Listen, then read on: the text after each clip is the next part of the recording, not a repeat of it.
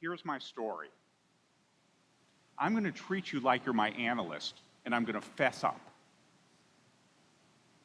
I have career ADD. It's not that I can't keep a job, it's that I can't keep a profession.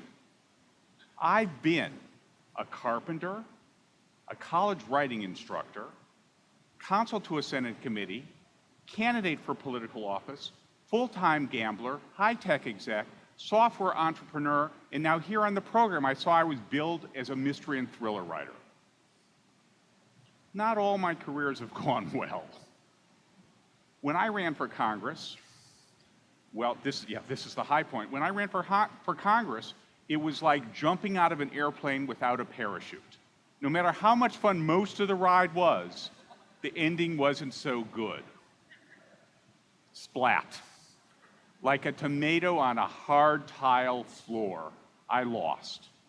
After a week or two of convalescing, having people come over and like they were official mourners or something, I decided that I was going to forget about Washington's corridors of power and instead focus my attention on the long stretch runs of New York racetracks. Of all things, I became a professional horse player. I'd carefully studied the racing forum's past performances of jockeys, trainers, and horses and try to see in my mind's eye what was going to happen in the race, and then I'd take my wad of money and go up to the betting window and push it through. When I won, well, I got to eat that week.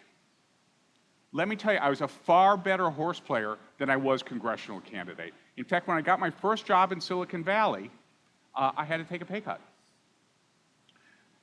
So, how the heck did I end up being an author? Well, I was working in Silicon Valley. I had a job. I loved my boss. I loved my colleagues. But I was getting a little restless, a little antsy. So I thought to add some spice in my life, I'd sign up for a novel writing course at the University of California Extension. So nights and weekends, I wrote probably about 100 pages of a novel. And then one Monday I went in, and my condition hadn't changed. I was still restless and antsy. So I did what you do in Silicon Valley under those circumstances. I left and started my own company. We were lucky. We were the first company in the Valley, and maybe in the country, to base our model on what's now called cloud computing. We had a great story. We could show people how they could turbocharge their sales, marketing, and customer support organizations with our product.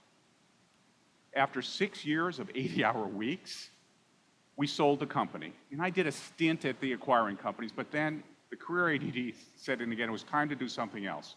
So I thought to myself, should I start a new company? Then I remembered a favorite proverb of mine, a Japanese proverb. It goes something like this. Every man should climb to the top of Mount Fuji, but only a fool would do it a second time. So I went home and rooted through my desk drawers and found that manuscript. I read it for the first time in years. Not so bad. I finished it, I polished it, I sent it out to agents. One of them took me on. She found a publisher, and before you knew it, I was a published author.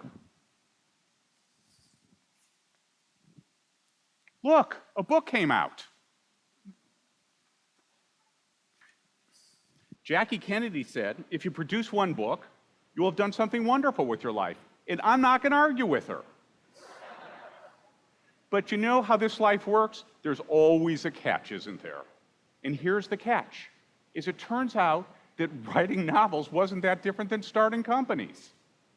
There are a lot of similarities, and I'm not going to get into them all, but the core one is in both cases you have to be telling a compelling story. If you're starting a company, you need a compelling story to convince others to come to work with you. And you especially need a compelling story to encourage investors, venture capitalists if you must, to invest their time, money, and resources in making your story a reality. Of course, if you're writing a book, the story's everything, but it still has to be so compelling that a publisher is willing to invest time, money, and resources into bringing it to reality. I started to get worried. Was I that fool climbing Mount Fuji a second time after all? And the answer I have to say is no. There's one ginormous difference between writing novels and starting companies, and that's where you spend most of your time. Let me explain. Every morning, I write an exercycle. And masochist that I am, I read the Wall Street Journal, the New York Times, and the San Jose Mercury while I'm writing. And it's a depressing exercise. Just look what's happened in the last couple of weeks. Earthquake and tsunami killed thousands and brought a country to the brink of nuclear disaster. A madman in North Africa is using supersonic aircraft to mow down his compatriots. And, well, you know, that's enough. That's just enough. So what if you could get out of here? Get out of this world? And I think I found a way to do it. Now, I don't know how many of you, when you were kids, or to your kids, read The Lion, the Witch, and the Wardrobe by C.S. Lewis. But as you might recall, the Pevensey children go to the back of their wardrobe and they enter a different world, the land of Narnia, of course. Well, I go to my local cafe. When I walk in, they turn down the music, they bring me a pot of green tea, I strap on noise-canceling headphones, and I'll tell you, 10 minutes later, I'm in a different world, the world of my fiction. If you walked by and saw me, you'd think you saw me there. That's not me. I'm not there. I'm somewhere else. I'm busy having adventures somewhere. I'm trying to figure out the mystery of the beautiful blonde woman found stabbed to death in my bed.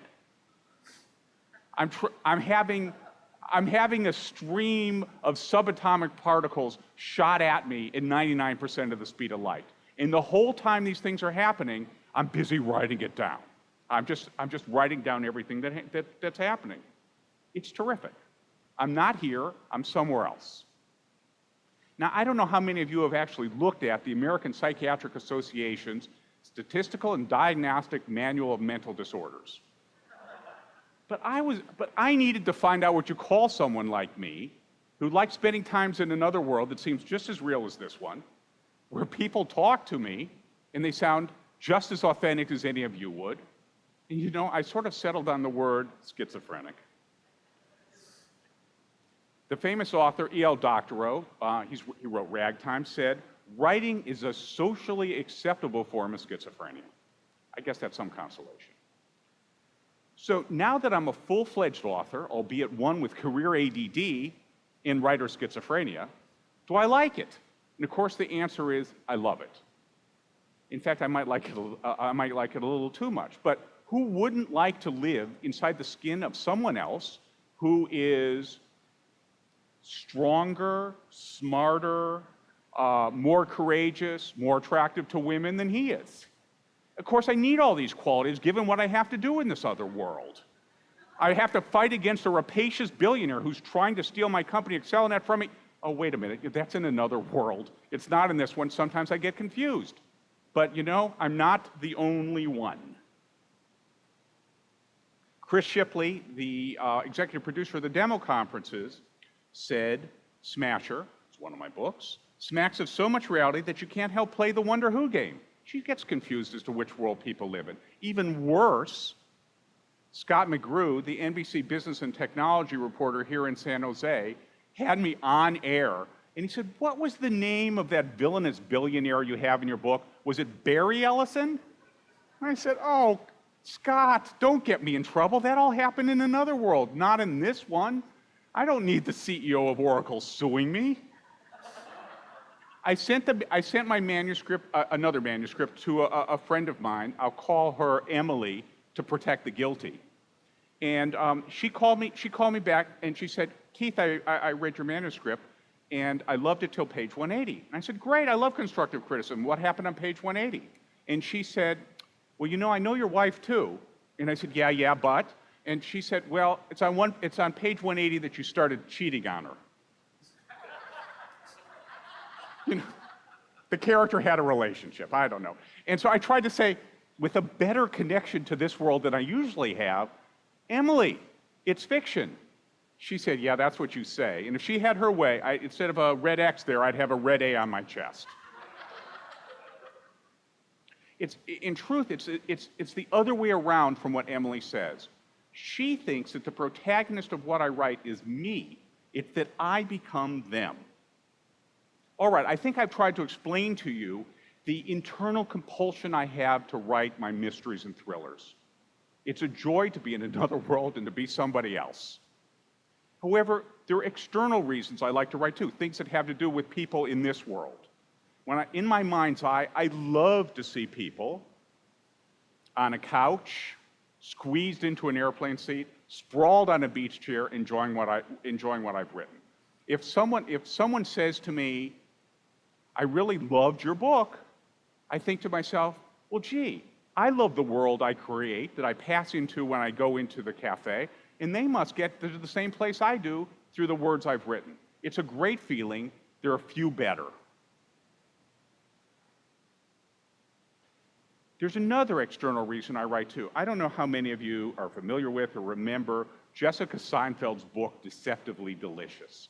It's a cookbook, and she explains how she could sneak good-for-you stuff in the food she makes. Maybe a little, pureed cauliflower in the mac and cheese. I try to slip good-for-you stuff in what I write too. In my first book, the protagonist only cares about money. He wants to be like Steve Jobs or Mark Zuckerberg. But in the course of the book, it begins to occur to him that there are other goals that might be worth achieving, like establishing a loving relationship, remembering he has a family, pursuing justice. I explained to a Stanford-educated executive at a hot Silicon Valley startup company what I was trying to do, and she said, gee, I loved your book, but I didn't notice any of that stuff. And I went, perfect. She just read something that might be good for her. She didn't notice. It was like her mom putting a little zucchini in her oatmeal. Things are going well on the writing front. A team of 2 scriptwriters have just optioned the book for the movies. It's fun to decide who should be playing whom. One friend of mine pinned me up against the wall with her index finger and said, Natalie Portman simply must play Rowena, the female lead in the book. Unfortunately, she was not Ms. Portman's agent. My own wife has told me that if I could get George Clooney to play that billionaire I was just talking about, she might even accompany me to the premiere. I get to do research as a writer. My son and I went to Jerusalem, where I managed to get myself stuck in a 2,700-year-old tunnel underneath the old city. It was dark. I had water licking at me, and schizophrenic that I am, the writer in me is going and looking down and saying, oh, is this what panic feels like? Oh, I can use this in the next book, thanks. I sat in the cockpit of a World War II bomber, a B-17 Flying Fortress, and I'll tell you, 5 minutes later, I swear I heard German anti-aircraft fire right outside the plexiglass walls. I have some late-breaking news. Like malaria, my career ADD is recurrent. It can pop up at any time, especially when my resistance is low. So after I shipped off my last manuscript that you just saw I'd done the research for, I was trying to figure out what else I would do. And an old friend whom I hadn't seen in years gave me a call. And she had started a company, an iconic company, in Silicon Valley years ago with $2,000. Been very successful, but she's been retired for more than a dozen years. And she said, guess what, I'm going to start a new company. And I said, oh, you're going to go climb to the top of Mount Fuji again? And we talked for a while, and after about 2 days of conversation, she convinced me to come along with her. I'm going to climb Mount Fuji again, fool or not. Here we go. And I said, why are you doing this, I asked her. And she said, because I'm not done writing the story of my life yet. And I thought to myself, well, neither am I. So instead of spending time at the cafe now, passing into other worlds, I'm spending my time with you all here in Silicon Valley on planet Earth, trying to get a company off the ground. The good news, I have to say, is that I've already acquired a lot of great tidbits for my next book whenever I get to it. A famous old sage, an ancient sage, named Ben Zoma asked the question, who is rich? And then he answered his own question. The people who are happy with what they have. I've had a great 4-year run as a mystery and thriller author, passing back and forth between this world and other ones. Now I'm about to go climb Mount Fuji again, like a fool. I'm looking forward to it. So I'm happy with what I've done. I'm happy with where I'm going. And I guess that makes me wealthy. I guess that makes me rich. And my wish for all of you is that you feel the same. So that's my story so far.